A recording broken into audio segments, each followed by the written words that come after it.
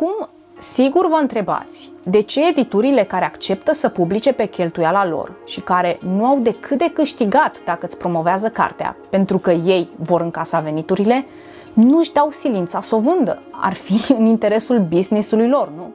În acest caz vorbim clar de o dezinformare, adică informarea greșită în mod intenționat a autorilor, în locul oferirii unor informații clare despre cum se poate. Dacă tu nu știi ce înseamnă un manuscris redactat, ei îți vor oferi exact ce vor ei, la prețul pe care îl vor ei, iar tu vei accepta având încredere în editură. Dacă tu nu știi ce înseamnă un design profesionist de copertă, atunci îți vor oferi ce vor ei, la prețul lor și din nou vei accepta având încredere în specialiștii editurii.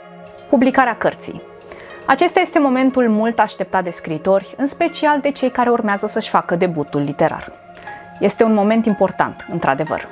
A deveni autor reprezintă totodată și o modalitate de afirmare socială, nu doar încununarea unei pasiuni. Din acest motiv, există, din păcate, și oameni care pun mai mult preț pe publicarea în sine decât pe modul în care scriu efectiv. Pentru ei este suficient dacă au reușit să pună cap la cap niște idei cum necum pentru a putea publica și a deveni autori cât mai repede, ori pentru a-și îmbogăți palmaresul.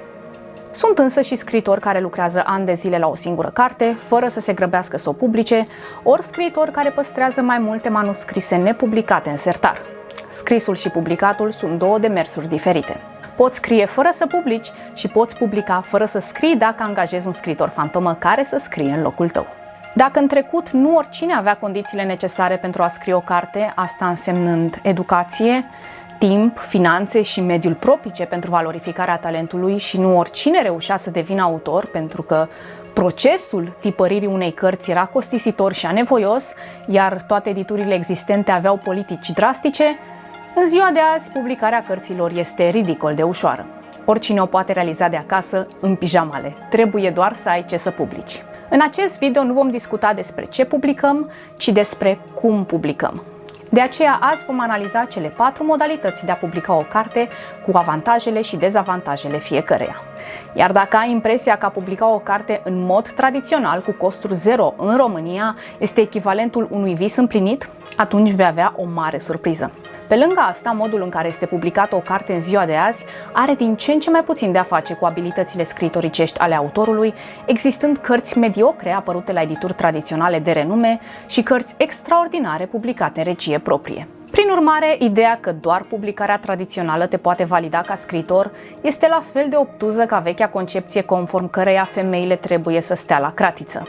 Ideea aceasta fiind oricum de mult contrazisă de autori precum John Milton, care în secolul al XVII-lea strângea fonduri de la cititori pentru a-și publica Paradisul pierdut din 1667, ori de Jane Austen, care în 1811 și-a finanțat publicarea primului său roman Rațiune și simțire apărut la comandă, ori de Charles Dickens, care a procedat la fel cu novela sa Colind de Crăciun, ori de Mark Twain în cazul aventurilor lui Huckleberry Finn din 1884. Autori precum Walt Whitman, Beatrix Potter, Marcel Proust, Virginia Woolf, E. Cummings, Margaret Atwood, Christopher Paolini și mulți alții au fost nevoiți să recurgă la a-și finanța publicarea anumitor cărți devenite celebre după ce s-au izbit de lipsa de flair a editorilor sau de politici editoriale restrictive, demonstrând că self-publishing-ul nu este metoda de publicare la care recurg oamenii netalentați.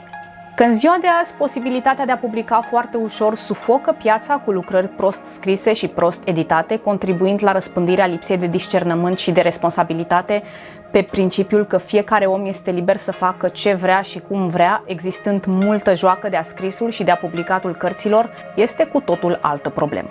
Indiferent care este motivul pentru care vrei să publici, vrei doar să-ți ții cartea în mână, vrei ca povestea ta să ajungă la cât mai mulți cititori, vrei să-ți impresionezi iubitul sau iubita, colegii, prietenii ori familia, vrei să devii autor bestseller, vrei să câștigi din scris, vrei să devii popular, etc. Există o mulțime de motive pentru care oamenii publică în general. Alegerile pe care le faci în acest moment vor trasa destinul cărții tale, maximizându-ți ori minimalizându-ți șansele de a-ți crea o reputație decentă de autor. Dacă s-ar face un sondaj, probabil s-ar concluziona că 95% din oamenii care publică pentru prima dată nu știu la ce să se aștepte, sumele importante investite în procesul editorial fiind în unele cazuri efectiv pierdute. Editurile exploatează la maxim această ignoranță firească. Nu este ca și cum învățăm despre asta în școală, nu că am învățat în școală despre scrierea unei cărți în general. Ceea ce este cel mai trist este faptul că unii autori nici nu-și dau seama că au fost escrocați. Pe lângă asta, când nu ești suficient de informat, cazi ușor pradă dezinformărilor.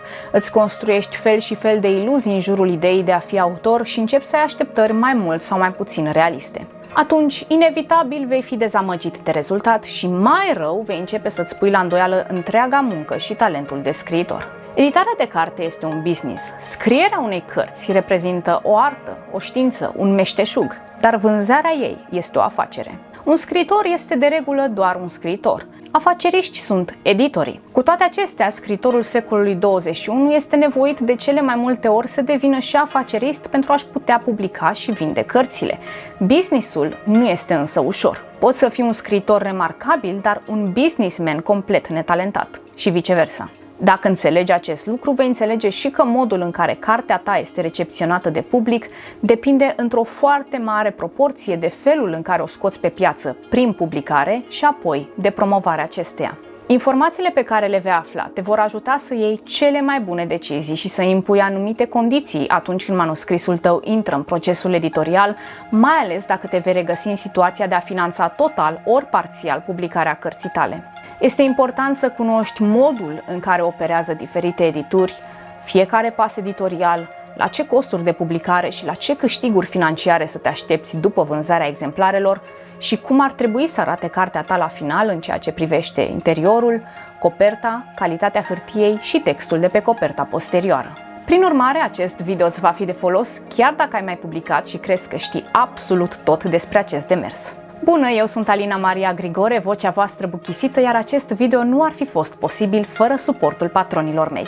Pentru a putea viziona mai departe, te aștept în programul meu de scriere creativă Premium Writer de pe Patreon, unde vei găsi o serie ongoing de videouri și podcasturi despre scris și multe alte beneficii. Pentru mai multe detalii, vezi descrierea acestui clip.